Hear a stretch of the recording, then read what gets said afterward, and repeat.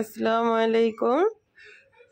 দেশের বাড়িতে ঈদ কাটাতে এসে আমরা মজা করে রান্না করলাম মাটির চুলায়।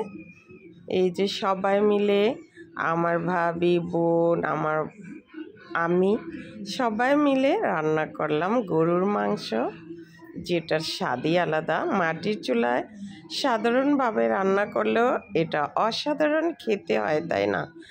তাই আজকে যে অনেক বছর পর মাটির চুলায় আমরা সবাই মিলে রান্না করেছি 5 কেজি গরুর মাংসর রান্নার রেসিপি।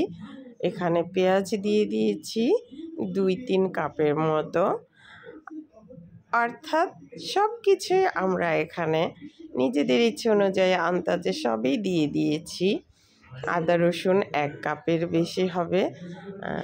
এলাচ, দারচিনি, তেজপাতা, লবণ দিয়ে মশলাটাকে কষিয়ে নিয়েছি। আর হলুদ মরিচের গুঁড়া দিয়ে দিয়েছি, মরিচ দিয়ে দিয়েছি। প্রথমে পেঁয়াজ, আদা রসুন দিয়ে মশলাটাকে তেলের সাথে কষিয়ে নিয়েছি। গরম মশলাগুলো সব দিয়ে দিয়েছি। আর এই যে হলুদ মরিচ এখানে অ্যাড করেছি, ধনিয়ার গুঁড়া, হলুদ মরিচ, জিরার গুঁড়া।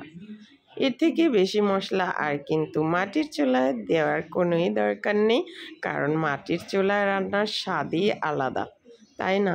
খেয়ে আমাদের এতই ভালো লেগেছে, মানে এত বছর পর মাটির চুলার রান্নাকে যারা 90 দশকে অর্থাৎ 70 দশকে মাটির চুলায় রান্না করে খেয়েছেন তারাই বুঝবেন এর স্বাদ কতটা।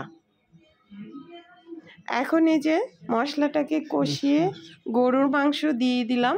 এখন মাংসটাকে এই যে 20 মিনিট কষিয়ে তারপরে পানি দিয়ে 1-1.5 ঘন্টার মতো রান্না করব।